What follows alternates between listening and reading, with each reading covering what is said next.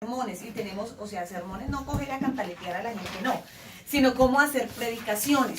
Y nosotros como líderes tenemos que saber, nosotros hemos cometido muchos errores por falta de conocimiento. Amén. Y ahorita nos vamos en el transcurso de estas clases, vamos a decir, uy, Dios mío, yo sí he hecho esto, uy, Dios mío, antes. Pero la culpa no ha sido de ustedes, la culpa ha sido mía, porque yo no les he enseñado. Lo que ustedes saben, y al pararse en un púlpito es porque ustedes mismos lo han aprendido, pero ya ahorita es tiempo de hacer otras cosas. Quiero leerles esto de este autor, que ya es alma bendita. Él es, yo fui muy fans de él, incluso lo sigo siendo. Y casi todos los libros de él los he comprado, de mujeres, de hombres, de todo. Myles Munroe. Él es tremendo y se lo compartía a Edison, y por eso él habla de él muchísimo. Este libro se llama Libere su potencial. Cada uno de nosotros tenemos un potencial tremendo. El potencial que hay en Yureima no es el mismo que está en Mari, ni el de Mari, Moni, ninguno. Todos tenemos un potencial diferente. Somos como un volcán que está cargado. Pero ¿qué falta? Erupcionar, explotar. Y muchos no lo hacen nunca, teniendo semejante potencial. ¿Y será que si sentamos a Sammy acá en unas vaquitas chiquitas no quedan mejor? Entonces allá. Dice el aborto de la habilidad. Ustedes saben que el aborto es matar a alguien. Y a veces nosotros abortamos muchas cosas en nuestra vida. No solamente el aborto es de una mujer, el aborto puede ser de un hombre. Y escuchen con atención lo que escribe este autor. Dice acá, el precio de la grandeza es la responsabilidad. El precio de la grandeza es la responsabilidad. Es decir, si usted quiere ser grande, tiene que ser responsable. Si usted no es responsable, nunca va a llegar a ser grande. Dice acá, estas palabras fueron dichas por el señor Winston Churchill. Contiene una verdad que debería ser guardada y atesorada. Escuchen lo que dice acá. Las tumbas están llenas de hombres y mujeres que nunca llegaron a ser grandes porque jamás asumieron la responsabilidad sobre sus habilidades. O sea, para mí, ¿qué me sirve una habilidad ya muerto? Como yo les decía, en el cielo, todo lo que fue dado acá en la tierra a mí no me va a servir de nada. Yo necesito desarrollar mis habilidades, mis destrezas aquí en la tierra. ¿Y cómo yo sé que tengo esas habilidades? Pues despertándolas, haciéndolas, venciendo temores. Dice acá también el autor, cada uno de nosotros vino a este mundo embarazado de un potencial ilimitado. O sea, nosotros ya llegamos embarazados y embarazadas de un potencial. O sea, Dios allá en la eternidad nos metió un potencial. Usted va a ser tremendo predicador. Y el otro dice, uy, no, yo sí no me atrevo a eso. Usted va a ser tremendo salmista. No, yo tengo una voz de tal. Porque cada uno tiene un potencial diferente, pero desde la eternidad ya venimos embarazados de ese potencial. ¿Y saben qué es lo más triste? Que muchos abortan ese potencial o se devuelven al cielo con el mismo embarazo. Sigue diciendo acá el autor.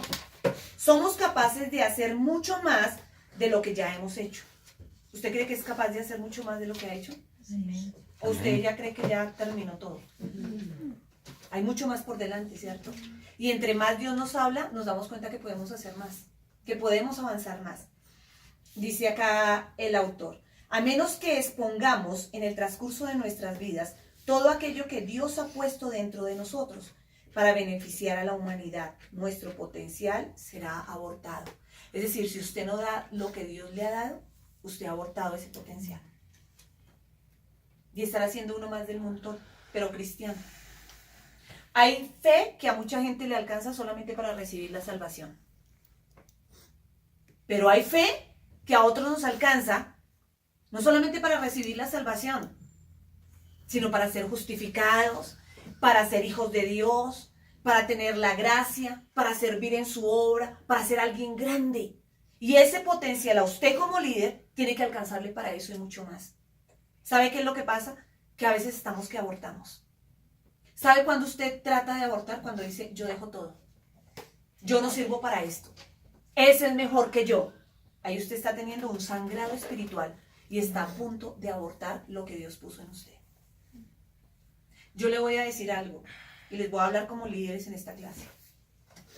Dios no le apuesta a los ineptos. Dios no le da algo a alguien que sabe que no lo puede manejar.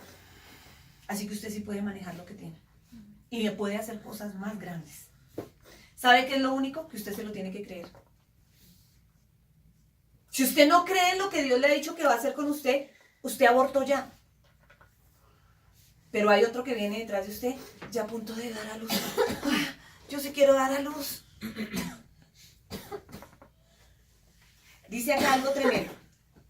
Las tumbas están llenas de hombres y mujeres, vuelve a recalcar el autor, que nunca llegaron a ser grandes porque no asumieron la responsabilidad sobre sus habilidades. Usted tiene que ser responsable con lo que Dios le ha dado. El aborto es uno de los temas más controversiales de nuestro tiempo. Ha llegado a polarizar muchas comunidades. También ha llegado a ser un tema político caliente en muchos países, donde se usa para manipular los estratos de poder. Muchos lo consideran una preocupación reciente. Si bien está causando gran conmoción en nuestra sociedad, la preocupación por el aborto no es nueva. La verdad es que se trata de un asunto tan viejo como el tiempo mismo. Es tan antiguo como el hombre mismo. El aborto no se limita al exterminio físico del feto en el vientre de la madre. El primer acto de aborto se llevó a cabo en el huerto del Edén. El primer acto de aborto se llevó a cabo ¿en dónde? En el huerto del Edén. ¿Con quién? Cuando el primer hombre, ¿quién? Adán, se le dio la responsabilidad de llevar sobre sus hombros el curso de la humanidad eterna. ¿Quién fue el primero que abortó? Adán. Porque él ya había nacido con un potencial grande. Es decir, en Adán estaban todas las generaciones. Pero él cuando pecó, abortó ese propósito que Dios tenía. Dios utiliza un plan B, pero Dios quiere con nosotros que nosotros hagamos lo que Él nos dice. Tenemos que dejar en nuestra mente todo temor. Yo no sirvo para eso. Si usted dice que no sirve para eso, créame que usted nunca va a servir. Y Dios dice, pero ¿cómo no va a servir si yo le metí en su cuerpo? Se lo metí en su esencia. A veces decimos, yo no sirvo para eso sin ni siquiera arriesgarnos, sin ni siquiera hacerlo. Es como el que le dicen, ¿a usted le gusta el sushi? Uy, qué porquería. ¿Usted ya lo probó? No. Entonces no puede decir si le gusta o no. Ah, pero es que Julanito eso fue Julanito. Pruébelo. Y si no le gusta, perfecto. Pero ¿qué tal que usted lo pruebe y le guste? Dice acá algo también tremendo. Las instrucciones que Dios le dio eran simples y claras a Adán, ¿no? Dice, está en Génesis 2, 16, 17, y dice, y mandó Jehová Dios al hombre diciendo, de todo árbol del huerto podrás comer, mas del árbol de la ciencia del bien y del mal no comerás, porque el día que de él comieres ciertamente morirás. O sea, Dios ya le estaba diciendo, si tú comes de ese árbol vas a abortar. Y muchos de nosotros nos es claro, oye, si tú no sigues en el ministerio, lo pierdes, puede que sea la última oportunidad que Dios te esté dando. No, yo lo hago, yo lo pierdo. Aquí hay muchos que han dicho así. Y ahorita los vemos sin rumbo. Y líderes en potencia. Cuando uno dice que un líder es en potencia es porque tiene un potencial, es decir, desde el cielo ya fue enviado. Y uno dice, pero esta persona con todo lo que tiene, con la manera de expresarse, con las habilidades que tiene, y no es líder, y dándole la oportunidad, sencillamente abortó. Abortó. Y es tremendo eso. Dice acá, decir que algo ciertamente morirá, escuchen con atención, significa que cesará de forma definitiva de manifestar todo aquello que es fructífero y existe dentro de sí. Cuando algo se dice que se abortó, que morirá, es decir, que ya no va a existir más. Tremendo. La muerte, dice, en su forma más sencilla, es el exterminio del potencial. y vemos muchos líderes muertos. Personas que sirvieron a Dios de una manera impresionante. Y hoy los ve uno sin vida. Asisten a la iglesia cuando quieren. Son otras cosas más importantes. Y uno dice, Dios, si yo tuviera el potencial que esa persona tiene, ¿cómo estaría? Yo le voy a decir algo. ¿Sabe qué? Hay personas que con menos de lo que ustedes tienen podrían estar haciendo algo más grande. Se los vuelvo a repetir. Hay personas que con menos de lo que cada uno de nosotros tenemos estarían haciendo cosas más grandes. ¿Y saben por qué? Porque nosotros no hemos desarrollado ese potencial. Y eso depende de nosotros. Yo le tenía miedo a hablar en público. A mi chiquita me ponían a cantar y me sabía solo una canción que mi hermana me había enseñado. Más vieja que la panela. Y era clase de canto. Yo no sé, de ustedes están muy jóvenes, pero en mi época había clase de canto. Y que era clase de canto salir a cantar. Y le calificaban a uno, imagínense. Y yo no hablaba, yo caminaba porque veía caminar. Porque en esa época, ahorita estos niños son... Y me pasaban a cantar y yo era... Y roja, y ya que me desmayaba, y iba yo paseando, y eras mirando, y mientras soñando, cuando te vi, yo también me acuerdo. Y me decía la profesora, pero haga una expresión. Y yo, iba yo paseando, y eras mirando, gracias. Y salía corriendo, y me pegaba unas lloradas. Yo vine a poder hablar en público, una exposición de la universidad, una exposición del colegio. Yo me privaba. Yo siempre me enfermaba. Bueno, entonces que pase la otra, yo bien. Y siempre era así. Yo no podía. Era el pavor más grande. Y ahora que me bajen obligada, porque es que... ¿Y saben por qué? Porque yo no sabía que tenía ese potencial. Pero en las cosas de Dios, sin querer, yo no sabía y me obligaron, me dieron la patadita. Y tuve que hacerlo. Yo veía a mi líder y me quedaba... A mi líder le tocaba esconderse para que yo pudiera predicar. Pero ella se asomaba y yo quedaba nula. Porque me daba miedo mis autoridades. Pero eso poco a poco el Señor lo fue rompiendo. Y dije, wow, yo tenía un potencial y yo nunca lo supe. Pero que también hubiese muerto antes de explotar ese potencial. Y cada uno de nosotros tenemos un potencial tremendo. Los que están ahorita en la alabanza, ¿ustedes qué se iban a imaginar que iban a estar en la alabanza? O alguno dijo, sí, yo soñaba, mi sueño era estar en una alabanza de una iglesia cristiana. Mentira. Mónica, ¿cuándo se imaginaba danzando para el Señor en una iglesia cristiana? Nunca. Yurema, manejando un equipo de servidores, ser sargento ahí, ¿cierto? Mi hermana Mari, convocar un equipo y decirles vamos a orar y los vamos a poner y vamos a postrarnos. Hace unos años uno no se imaginaba eso. Pero ¿qué hizo Dios? Fue sacando ese potencial. Es decir, que aquí ninguno hemos abortado. Pero podemos llegar a abortar.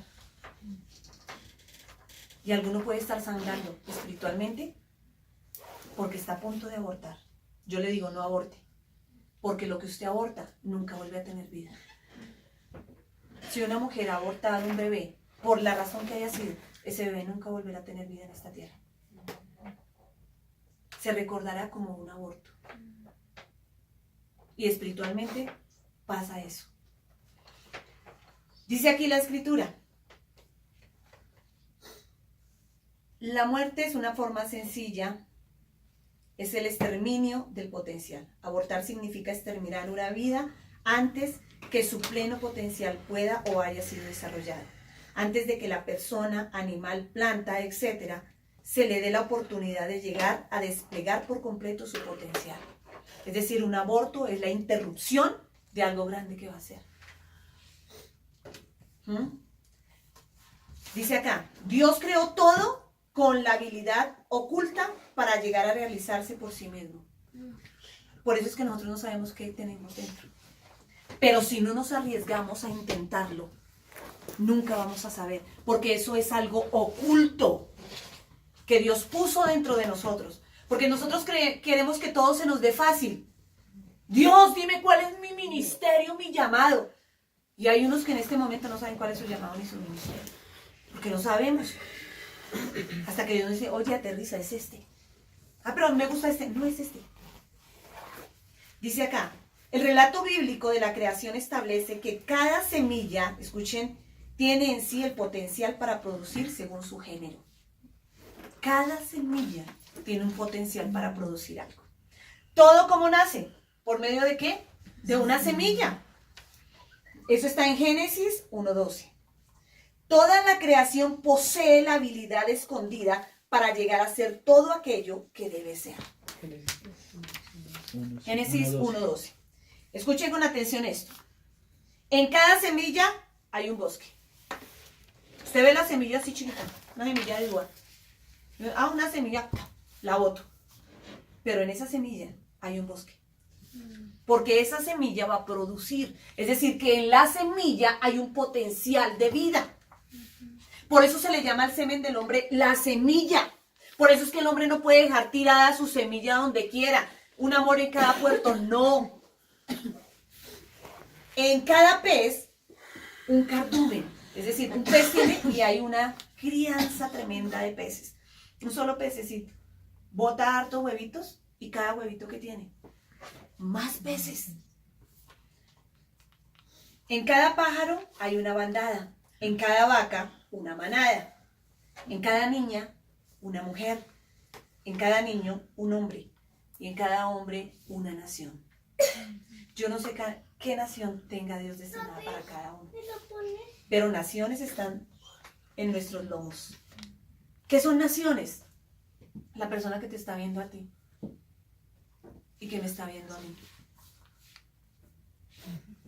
Las personas de primeras no van a querer leer la Biblia. ¿Saben a quién leen? A ti y a mí. Hoy he escuchado una frase tremenda de una líder que le hablaba a su pastora en una ceremonia y le decía al público, yo amo a mi pastora y la respeto, porque fácil es creer y respetar a alguien cuando está en el púlpito, bajo la unción de Dios.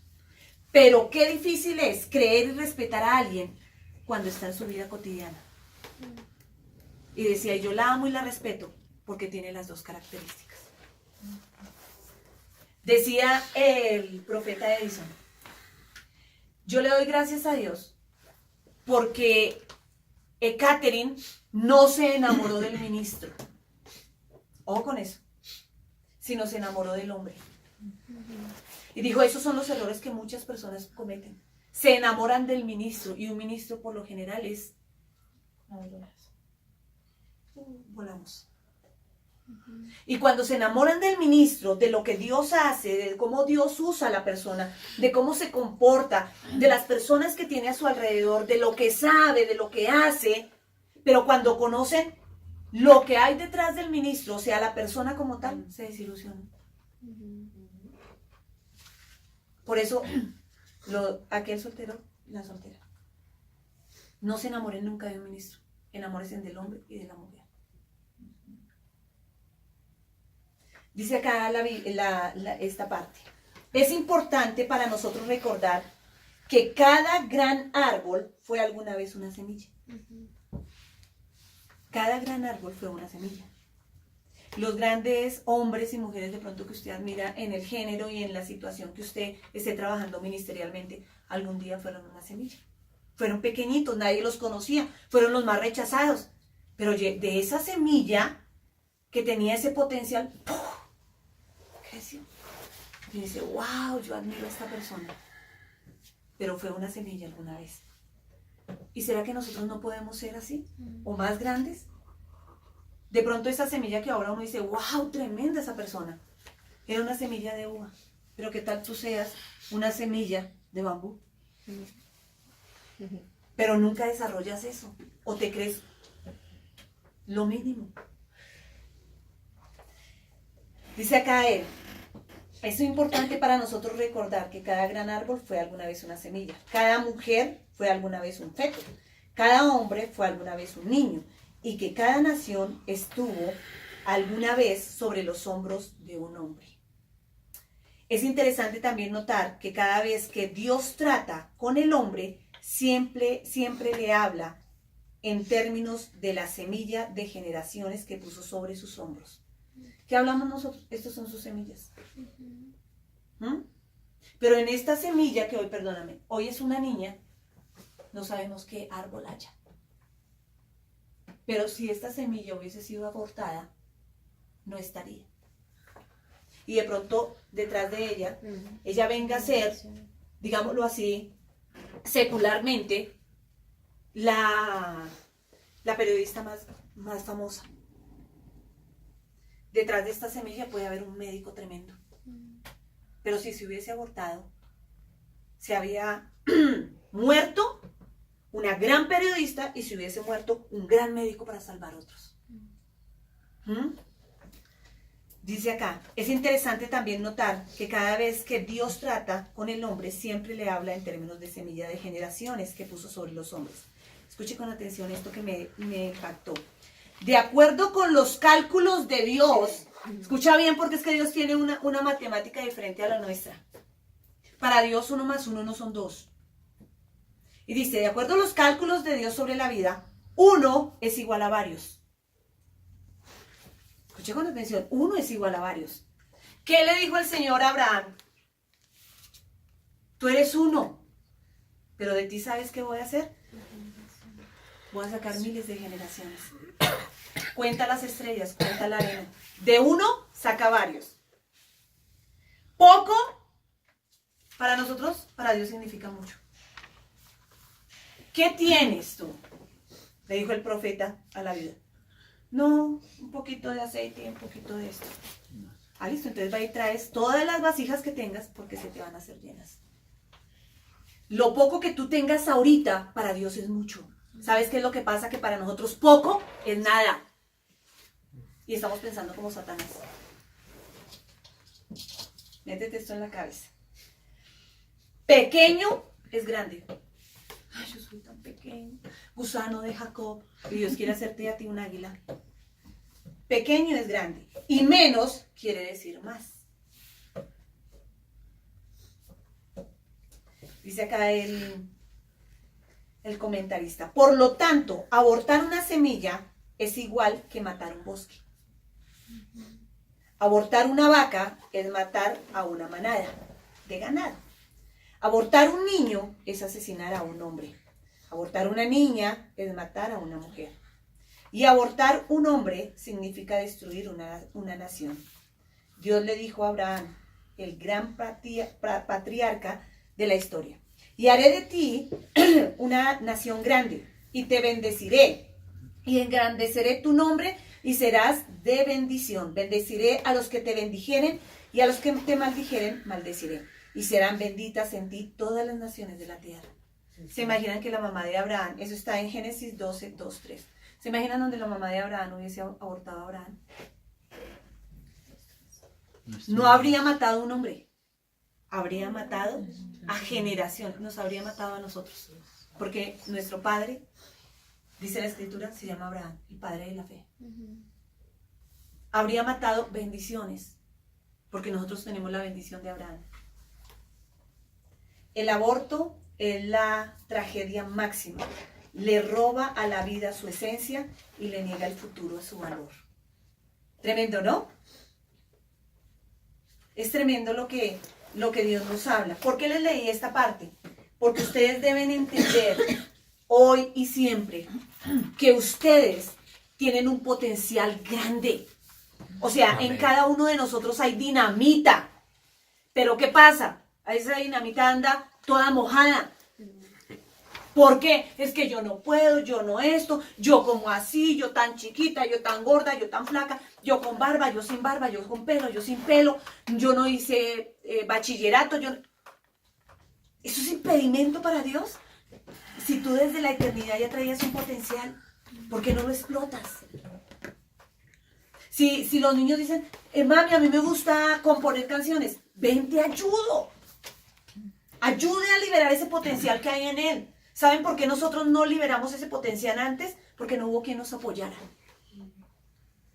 Pero estamos en una edad que nosotras mismas podemos desarrollarlo. Pero eso depende de nosotros. ¿Saben qué son los miedos, los prejuicios, el no puedo, el yo no valgo? Son errores del pasado, problemas del pasado que los traemos al presente. Y cuando uno dice es que yo no puedo, yo no soy capaz, ¿será que sí? ¿Saben por qué dice uno eso? Porque uno está esperando la aceptación de la gente. Y usted nunca espere la aceptación de la gente. Si Dios nos acaba de decir que nosotros ya venimos desde la eternidad con un potencial, hagamos lo que Dios nos dijo. Amén. Tenemos que desarrollarlo. Pero ay, yo no me atrevo porque es que ¿qué era Pepito? Pues que Pepito diga lo que quiera. Él verá si desarrolla su potencial, pero el mío no me lo va a tirar. Porque yo tengo que desarrollarlo. ¿Y cómo lo voy a desarrollar? Lanzándome. Mire, uno en la vida y en la parte ministerial tiene que hacer de todo. Karina me decía una vez, y perdón que me ponga como ejemplo, porque es que pongo mi vida como ejemplo, porque acá saben que ha sido así. Y voy a hablar de mí porque es feo hablar de los demás. Karina me decía, pastora, pero es que su merced yo la vi danzando. Yo no soy danzarina. Pero ¿qué se sentirá?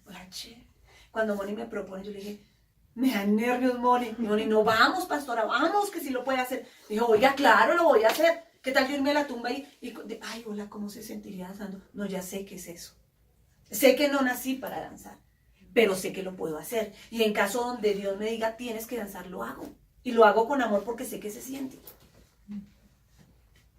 Me dice, yo la he visto también en el equipo de alabanza. Ay, pero por haciendo un coro. Pero ha estado haciendo rellenos y eso, y de pronto me saldrá un gallo. Pero lo he hecho, sé que es estar en un equipo de alabanza. ¿Ha estado dando clase de niños? Sí, no soy la supermaestra de niños, pero lo he hecho, sé que es enseñar a un niño. Sé que es lavar la taza de un baño, sé que es cocinar, sé que es hablarle a un amigo de la calle, sé que es predicar en una plaza, sé que es predicarle a personas que no tienen conocimiento de Dios. Sé que es predicar de pronto en una cárcel, sé que es predicar en un hospital, sé, porque me he atrevido. Esto no es que Dios me ha dicho, no, lo he hecho, me he arriesgado, he tomado riesgos personales, pero sé qué he podido hacer. Y yo digo, bueno, el día que me pongan algo, sé que lo voy a poder hacer, porque las taras están acá. ¿Qué es una tara? Un complejo. Si yo no me arriesgo, no sé, es como con la comida. Pastora, ¿usted ha comido carne de iguana? No, yo no sé si la habré comido porque no sé. Pero si en algún momento me la dan, pues me la como a ver a qué sabe. ¿Qué tal que me guste? Pero no me voy de este mundo sin saber qué es esa comida. Cosas así uno debe hacer. Nosotros como líderes debemos ser arriesgados. Porque entonces cuando vamos a desarrollar ese potencial, iglesia, y nosotros somos liderazgo, saben que la iglesia espera más de nosotros. La iglesia espera más de mí. ¿Y cómo lo vamos a hacer? Arriesguémonos. ¿Y cómo lo vamos a hacer? Vamos a sacar un bosqueo. Pastor, yo no puedo. Quítese eso. Alguien en su niñez le dijo, usted no puede. Y a usted le quedó eso. Y ya tiene no sé cuántos años y sigue con la misma bobada. Ya es en Cristo una nueva criatura y hay que renovar la mente. Yo desde hoy en adelante lo puedo todo, porque todo lo puedo en Cristo que me fortalece. Entonces, ¿dónde está esa palabra? Siempre la decimos y no la llevamos acá. ¿Amén? Entonces usted sí puede. ¿Amén? Amén. Sí se puede. Las cosas están acá. ¿Qué es entonces homilética? ¿Con qué se come esa vaina? Pues homilética es el arte, quedamos lejos, es el arte de enseñar y predicar.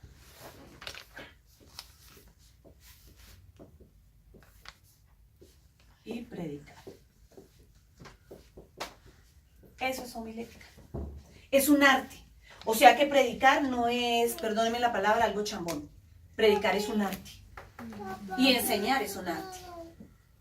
Y usted sabe que cuando se habla de arte es porque tenemos que ser artistas. Entonces, Trata acerca de la elaboración y exposición de un sermón. Un sermón, llámese predicación. ¿De acuerdo? El propósito es transmitir un mensaje. Les voy a leer y usted apunta lo esencial. Sin embargo, ahí les van a pasar el audio. Todo queda grabado para que usted de pronto apunte bien. Pero de pronto usted toma alguna palabra rema, entonces agárrela ahí. ¿Listo? Les vuelvo a leer. Es el arte de enseñar y predicar. Trata acerca de la elaboración y exposición de un sermón. El propósito es transmitir un mensaje. Pretende ayudar al ministro, o sea, al líder, a organizar sus materiales y a usar sus habilidades dadas por Dios para que el mensaje del evangelio sea predicado. Es importante saber qué decir, pero también es importante cómo decirlo.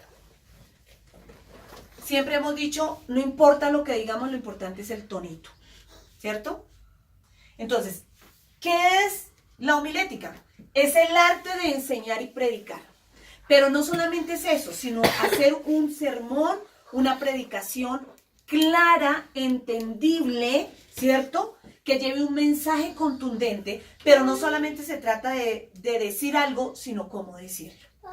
¿De acuerdo?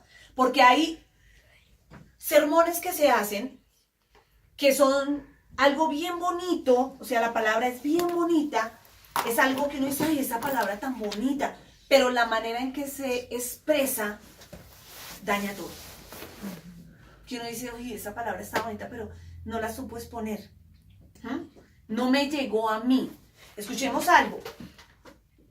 La homilética es elaborar sermones para predicarlo. Cuando nosotros predicamos y nosotros como líder debemos saber predicar, debemos saber hacer un bosquejo, porque nosotros tenemos que ser ordenados en nuestra manera. ¿Por qué? Porque eso se llama respeto por el auditorio. Cuando usted hace un sermón en 2 minutos, yo igual no sé, o me copio de algo que dijeron ahí, me pareció bonito esas 2 palabras y lo transmito, estoy siendo un irrespetuoso con la gente que me está oyendo. Porque la gente que entra a una iglesia quiere ser transformada por el poder de la palabra. La gente que viene a la iglesia no quiere ser transformada por lo bonito que hable usted, ni quiere ser transformada por toda la doctrina, la hermenéutica que usted tenga. Hermenéutica es el estudio de la palabra, o sea, entender la palabra.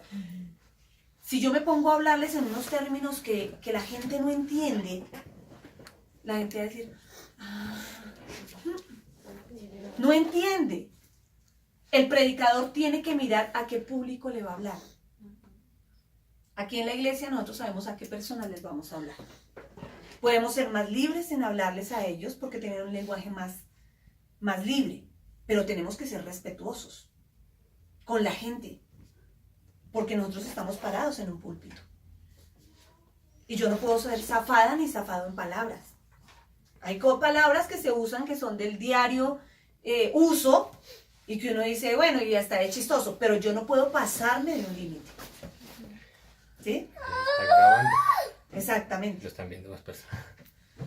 O sea. Sí, claro, sí, exacto. O sea, no solo la iglesia. Exactamente, porque cuando yo estoy hablando y se está transmitiendo el mensaje, otras personas lo están viendo. O sea, mi lenguaje tiene que ser claro, pero nunca irrespetuoso.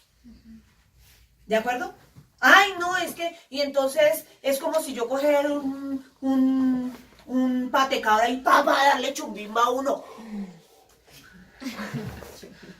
En el púlpito. Y la gente que está allá viendo. Porque esto les puede estar viendo una persona que tiene un estudio avanzado, un profesional. ¿Qué clase de vocabulario están utilizando en esta iglesia? Uy, qué asco. Qué irrespeto.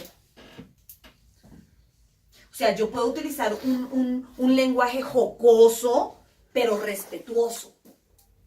¿Sí?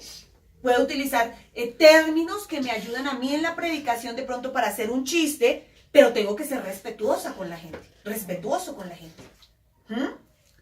Porque yo no sé en el auditorio qué personas hayan. Es diferente yo predicarle a un amigo de la calle, a predicarle a una iglesia del sur de Bogotá, a predicarle a unas personas de la 126 que me inviten a predicar.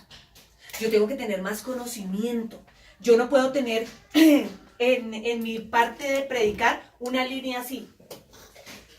Entonces yo así predico a al rico, así le predico al pobre, así le predico a la ama de casa, así le predico a los jóvenes, así le predico a los niños y así le predico a la gente que me está escuchando. No. La predicación debe ser formada. Por eso es que pronto usted, esta predicación que hizo hace años, le fue muy bien a esas personas, pero viene a predicarla aquí y la gente dice, ¿qué es esto? ¿Qué es esto? Usted en una predicación, que lo vamos a ver más adelante, usted no puede, permítame Tatis para que no pasarme el tiempo. Uy, usted no puede empezar la predicación hablando todo el tiempo de lo que le ha pasado a usted. Porque la gente viene a la iglesia es a recibir la palabra de Dios, no a escuchar su vida. Usted viene a hablar de Cristo, no de usted.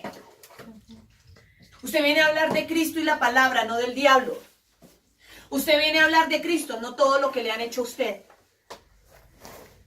Claro, usted puede tomar anécdotas de su vida, usted puede tomar un fragmento de su testimonio y ponerlo dentro de la predicación, pero que la predicación no sea su vida.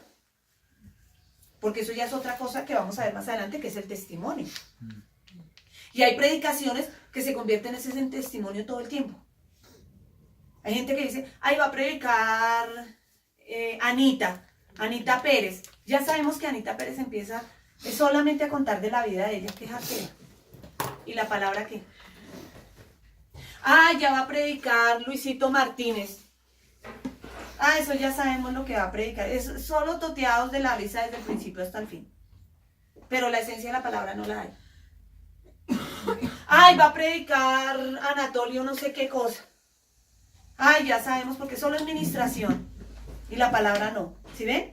La gente viene a escuchar a alguien que enseñe y predique la palabra, porque es que la palabra es la que hace el cambio en la gente.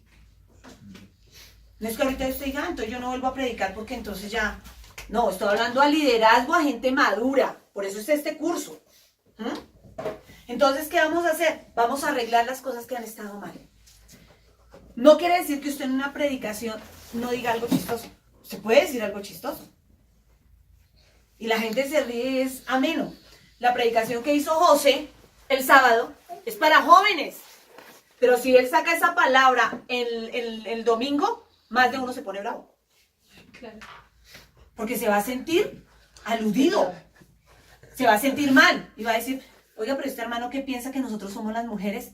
Si ese pensamiento tiene las mujeres, está grave. ¿Sí? Pero ¿qué dice un joven? ¡Jua, jua, jua! Se dio garra, la reventó. Ese José es tremendo. Porque es diferente la predicación que yo le hago a un joven a la que yo le hago a un culto de damas. Donde José llega con esa palabra, el culto de damas los linchan. A una predicación de varones. Porque pueden haber varones y dicen no, pero... O a niños. Grave. Grave. ¿Por qué? Porque cada uno capta a su manera. Entonces, ojo, hay que tener mucho cuidado con el léxico que utilicemos. Hay cosas como decimos ahorita. Hay que tener cuidado, porque no solamente es saber decir las cosas, sino cómo decirlas. Dentro de la predicación, yo sé que área de la predicación va de exhortación a la gente. ¿Sí? Porque yo sé, o sea, cuando uno hace un bosquejo, uno dice, esta palabra es dura. ¿Cómo la digo? Porque yo sé a quién le voy a predicar. Diferente cuando es cerrado y bueno, vamos a darle 3 vueltas y predique allí. No, pero usted ya sabe aquí en la iglesia a quién le va a predicar. Un domingo a quiénes le va a predicar. Es dura, no se trata de adornarla, no. Pero una cosa es lo que Dios nos da y otra cosa es cómo la transmitimos. El Señor con la mujer que era adúltera y la encontraron en el acto allá. ¿Y qué pasó? Cayó al piso, el Señor estaba ahí en sus cosas. ¿Y qué esperaba la gente? que la cogiera y que fuera la primera pedrada que le diera. Y él tenía toda la autoridad de pegarle la primera pedrada. Por ley la tenía porque él no tenía ni un pecado. Pero él, ¿qué dijo? Le dijo, oye, el que esté libre de pecado que tire la primera piedra. O sea, les dijo, ¿saben que ustedes son una parrandana de pecados? Pero no les dijo así. ¿Qué les dijo? El que esté libre de pecado, tire la primera piedra. ¿Y qué pasó en eso? Exacto. Él la tiró. ¿Sí? O sea, él la dio. Todos la recibieron. ¿Y qué dijeron ellos? Uy, no, yo no soy capaz. ¿Qué les estaba diciendo en otro término? ¿Sí? Todos ustedes son una mano de pecadores y a tirarle una piedra a ella. Pero no lo hizo así. Él siguió tranquilo y dijo, no, el que esté libre de pecado que tire la primera piedra. Fue la manera en que la dijo. ¿Ah? ¿Y qué hicieron ellos? ¿Y qué le dijo a ella? ¿Qué le dijo a ella? Vete y no peques más. ¿Qué le dijo? Has pecado tremendamente. Oye, no lo vuelvas a hacer. Tú si eres descarada, pecas y pecas y pecas. Mira, te salvé de la muerte. Tú si eres una te encontraron en el acto. Sí, siga en la misma y verá cómo le va. No, vete y no peques más. Es la manera en que se dicen las cosas. Dios nos puede dar, ay no, me dio la palabra de generación de víboras. Y esa fue la palabra que Dios me dio.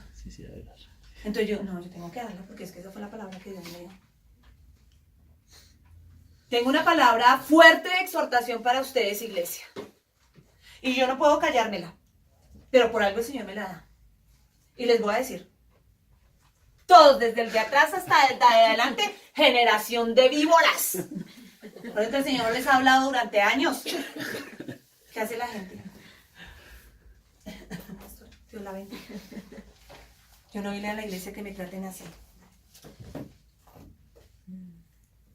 Y si yo he pecado, tú también has pecado, hombre. ¿Quién te crees tú para decirme eso? Pero es que el Señor me dio la palabra así. El Señor me dio una palabra y es fuerte para ustedes, iglesia, porque a mí me habló. Pero el Señor me hacía entender que Él guardó silencio 400 años porque Él no soportaba el pecado de la gente. Si de pronto en tu vida no has escuchado a Dios, piensa un momento si tú has causado ese silencio de parte de Dios. ¿No es lo mismo? Pero de otra manera. Y vamos a leer el versículo. Es fuerte, claro, porque lo hablaba un profeta. Pero debido a eso, y habla el Señor, dice, generación de víboras. ¿Qué quería decir eso? Iglesia, que el de allá atrás es una serpiente, mire esa cara. Eso allá se le ve el pecado a usted y yo tengo que hablar con la verdad. Porque es que si yo no hablo con la verdad, el Señor me devenga eso. No. ¿Qué quiere decir esa palabra, iglesia?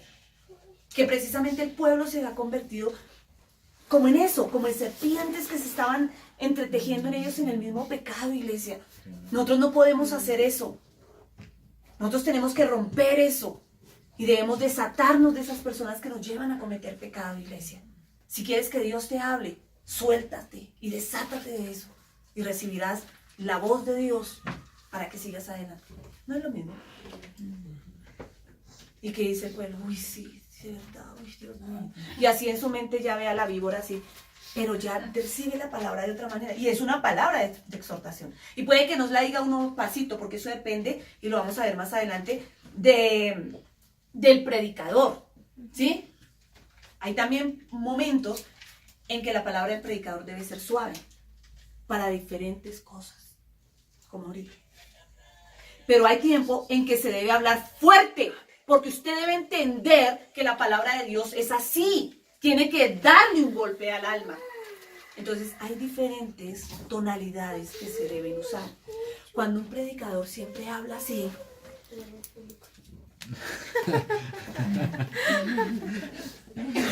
es como si lo cogieran a uno y lo arrollaran. ¿Sí? Pero si a toda hora hablan, ¡ay! No puede, madre, hasta que fui. ¿Cierto? Entonces hay que tener diferentes tonalidades. Ojo, iglesia, usted puede tener su carácter, puede tener su temperamento, pero cuando usted se sube al púlpito, usted ya está investido de Dios. Tiene el manto de Dios encima. Y por eso usted no se puede parar al púlpito viniendo piedra de su casa. O acabando de pelear con un perro allí, o acabé. Ahora sí, claro, con razón que el Señor me decía, así tengo que hablar porque estoy así con la sangre caliente. Ahora sí. ¿Y usted qué? ¿Tiene cara de pecador? ¿Qué es lo que le está pasando? Es que me dolía una muela. No, sí, claro. No podemos, ojo, iglesia, nosotros no nos podemos, yo estoy exagerando, pero saben, nosotros nos podemos, nuestras emociones no las podemos exteriorizar a la gente porque la gente no tiene la culpa. La persona, la gente, los oyentes que vienen a una iglesia, vienen a ser transformados, vienen a ser edificados, vienen a ser exhortados por la palabra. No vienen a que se les dé mejor dicho, una pela. Porque no, porque nosotros tenemos que tener cuidado con la gente. Claro, hay palabra que nos duele a nosotros y hay palabra que Dios nos indica que debemos hacerlo así, pero ungidos y sobrevestidos de la presencia de Dios, no de la mía. Si yo paso al púlpito sin haberme metido antes en la presencia de Dios, yo la embarro y esa predicación no fue nada. Pero mientras si usted se mete a la presencia de Dios antes de pasar al púlpito, sabe, a veces usted dice, uy, yo creo que esa palabra como que no tocó a nadie.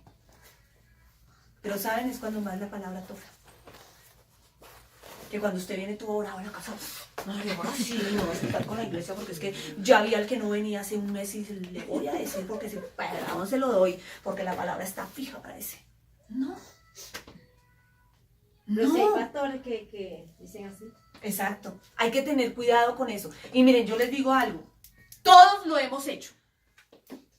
Todos los que hemos predicado la palabra en algún momento lo hemos hecho. Pero eso está mal. Eso no está bien porque dañamos. El micrófono es un instrumento para bendición. No es un cuchillo. ¿Entiendes eso? Y esto no solamente se aplica para la homilética, porque hay que tener homilética incluso en las direcciones. Hay que tener homilética incluso en la alabanza y la adoración, cuando usted dirige la adoración. Ve a uno que llega.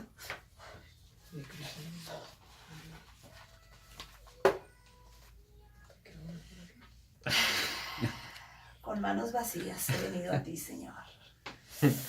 Cansado y arruinado del camino. Mírate tú cómo llegas a la iglesia, a la casa del Señor. ¡Muere! Sale arrodillado. En la adoración tú debes hablarles a Dios, no a la persona que llega. Déjale ese trabajo al predicador. Tú debes tocar el corazón de Dios. ¿Ves a alguien que llega bravo con el otro, con el esposo y uno se sienta allá y otro? Ay, si 7 veces pecan contra ti, hay que perdonar 70 veces. Ay, vamos a cantar Perdóname, Señor. Perdón, Señor, perdón.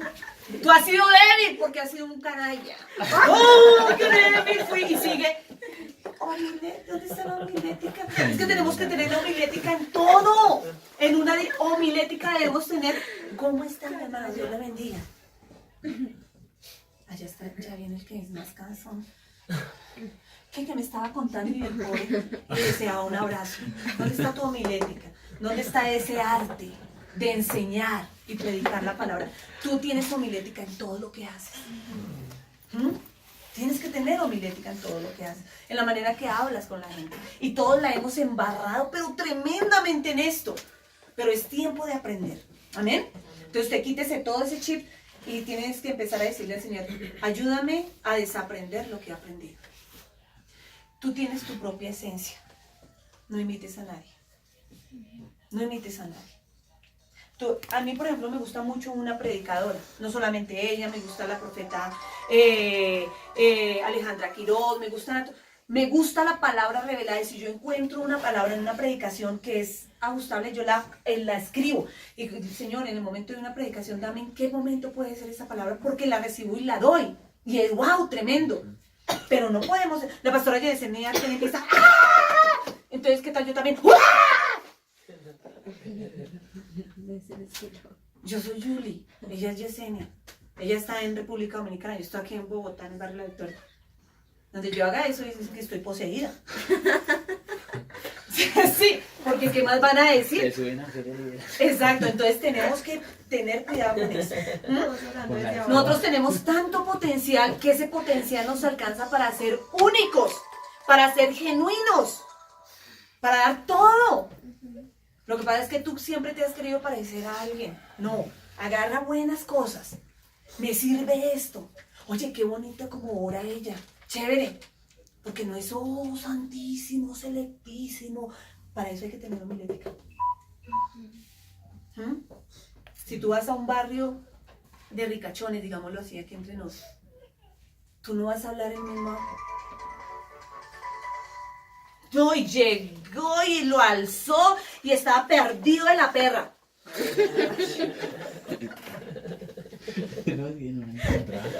O cogió un porro y no sé qué. La gente de allá. ¿Ah?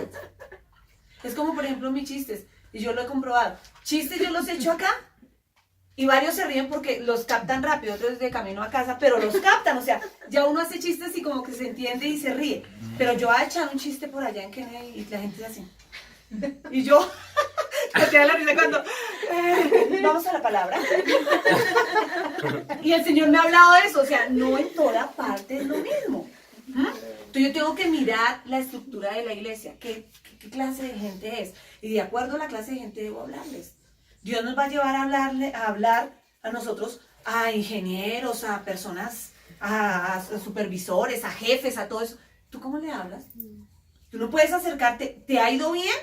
Y me ha ido bien a mí por la misericordia de Dios. Pero ¿qué tal o no? Uy, no, jefe, es que usted sí baila.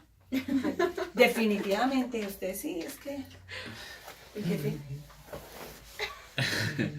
Jesús le hablaba a todos. ¿A Pilatos cómo le habló? ¿Y cómo le hablaba a sus discípulos? ¿Y cómo le hablaba al pecador? Él sabía cómo hablarle a cada persona. Por eso nosotros necesitamos el conocimiento y porque esto es un arte. Por eso es que tú debes, primero que todo, leer la Biblia. Pero segundo, lee. ¿Sabes tú cómo aprendes ortografía? Leyendo. Lee libros que te van a instruir. Ay, pastora, es que a mí leer sí que es jartera. Entonces que te lean. A veces hay personas que dicen, ay, léame este capítulo. A veces a mí cuando me da jartera, incluso lo hemos hecho con Tatis. Yo le digo, tú lees un capítulo, yo leo otro. Pero necesitamos leer. Porque cuando uno está leyendo, uno dice, uy, wow, esto está chévere. De pronto el que está escuchando por allá está pensando en el perro, si lo peluquearon o no, y uno, qué revelación. Y el otro, uy, sí, qué. Pero entonces ya, ay, léeme. Entonces ya se comparten y hay que hacerlo. ¿Saben? El leer nos hace sabios a nosotros. Pero leamos libros buenos. No leamos por ahí cómo levitar en el tercer cielo. No, o sea, aterricemos, leamos cosas buenas. Primero la palabra.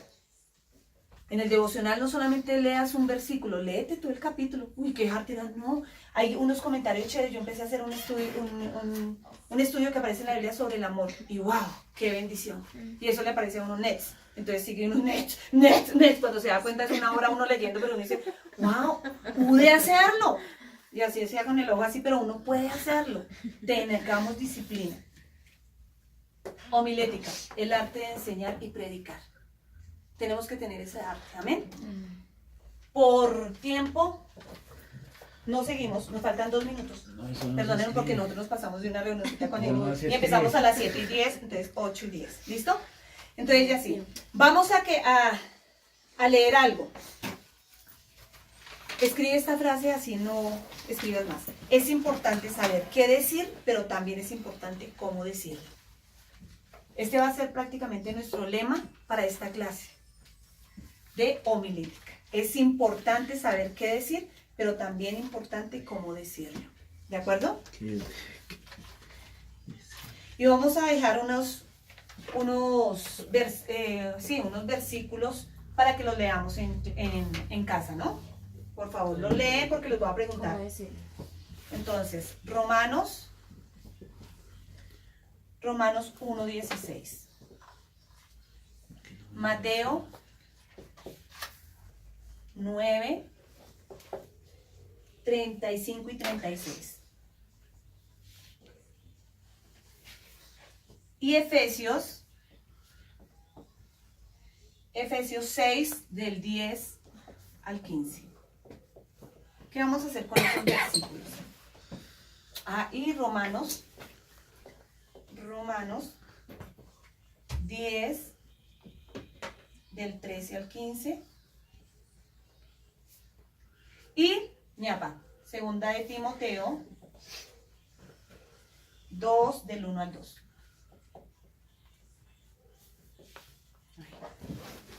Ahí están las citas bíblicas. ¿Listo? Vamos a leer esto. Y vamos a mirar qué nos enseña estas citas bíblicas con respecto a la homilética. Sobre este arte de enseñar. ¿A quién vamos a ver ahí?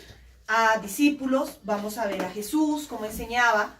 Entonces vamos a ver qué tiene estas citas bíblicas que ver con la homilética. ¿Listo? Las leen, me las traen. No es que ese mismo día, ay, yo no la hice. Tenemos 8 días. No acepto un no lo hice. ¿De acuerdo? No acepto un no lo hice. Me van a hacer esto y les voy a colocar algo más. Me las traen, pero no en su cuaderno. O sea, en su cuaderno colóquenlas para que tengan ustedes de referencia, para cuando ustedes dicten esta clase a otros. Porque ustedes van a ser maestros de los que están tomando discipulado cuando vengan a esta clase, ¿de acuerdo? En una hoja. Miren, no les acepto a ustedes una hoja arrancada de cuaderno que me la entreguen. Va a ser un trabajo. Pastora, pero es que un trabajo en computador, si usted lo quiere hacer en computador, súper. Con normas sin Con normitas sin contexto. Claro. Voy a revisar ortografía. Que esto en la homilética, escuchen bien, en la homilética, el predicador, el maestro, tiene que hacer la homilética dinámica. ¿Qué es? Yo coloco esto de rojito, esto de azul, las citas que resalten en un amarillo, o sea, utilicen colores. ¿De acuerdo? Ay, pastora, pero yo soy hombre. ¿Y qué? ¿Entonces usted se viste siempre de blanco? No, se utiliza colores. ¿Por qué? Porque es importante. Algo que usted vaya a resaltar, lo resalta. Por ejemplo, usted está diciendo acá, homilética. Entonces yo resaltaría arte.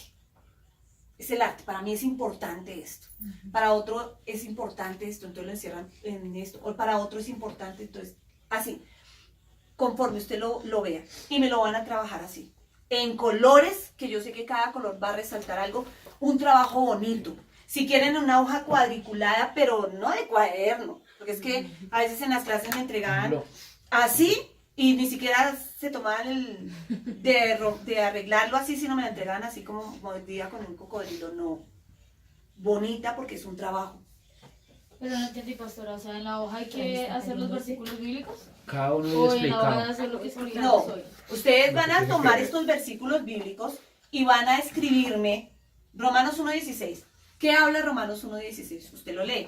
Entonces va a decir, de acuerdo a la homilética, ¿de qué me habla esto? Por decir algo. O sea, se me ocurre porque no he leído el este. Porque no me da Que vergüenza. Pablo predicaba a los romanos, digámoslo así. Pablo predicó elocuentemente a los romanos. ¿Qué es elocuentemente? ¿Por qué Pablo le hablaba elocuentemente a los romanos? Porque era diferente predicarle a los romanos que tenían un alto grado de estudio, ¿sí? Que eran fariseos, que habían publicanos, sobre todo fariseos, y Pablo no les iba a hablar igual que le iba a hablar a Gálatas. Entonces, lo que él hablaba, entonces, a mí en Romanos me enseña que homiléticamente Pablo le habló a esto. Mateo, entonces es el Evangelio de Mateo. Mateo, ¿qué habla en esto? Puede hablar de él o puede hablar de Jesús. ¿Cómo le habló Jesús en esta circunstancia? Acordémonos que homilética es el arte de enseñar y predicar. ¿Cómo les enseñaba a ellos? ¿Me hago entender? ¿Sí? Entonces, leen la cita bíblica y ustedes miran ¿Qué arte de enseñar y predicar se utilizó ahí? En cada versículo. En cada cita bíblica. Sí. ¿Listo? En cada cita bíblica. Y lo traen y me lo marcan. Me marcan una hojita aparte, con una cosedora me escriben estudio de formación teológica, que es este curso, estudio de formación teológica, nivel 1, y entonces lo colocan. El que vimos con Edison era clase de liderazgo porque vimos temperamento, carácter, ¿sí? Sujeción, todo eso es de liderazgo. Ahorita estamos en teología. En teológica. ¿De acuerdo? Esta es teología. O sea, es un grado más avanzado. Exacto. Número 1. ¿Listo? Número 1, módulo 1. Y me lo colocan así, su nombre y la fecha. O sea, que yo vea que se tomaron tiempito para hacerlo. A mano, pastora. A mano si quieren. Si es a mano, mucho mejor. Porque a mano ustedes en el computador utilizan correctores. A manito. No me vayan a escribir en lenguas porque me tocaría doble trabajo. Algo bien y bien jaladito. ¿Listo? No me van a poner a hacer estos muñequitos y me los pegan acá, no. Me colocan lo esencial porque ustedes ya están siendo en otro nivel alto, están en grado de teología. Nos vamos a graduar como si fuese un instituto bíblico, teológico. El cartón que ustedes van a recibir es de teología, no es de discipulado ni de enseñanza, sino a nivel teológico. Entonces yo les voy a exigir mucho a ustedes. La asistencia, si usted deja 2 lunes de asistir, no sé, o sea, ¿para qué viene? No venga, porque perdió todo el hilo. ¡Ay, yo me adelanto! No, yo necesito que se adelante. Quédese en la casa, porque eso me demuestra a mí que no hay interés. Póngame un trabajo. ¿Yo qué saco con ponerle un trabajo? O sea, me interesa que usted esté aquí, presencial. Esto no es por internet. Esto de internet es para que miremos de pronto algo que se nos voló o alguna palabra clave que usted recibió. Pero no podemos hacer el curso por internet. ¿De acuerdo, chicos? Gracias por venir y espero que esto sea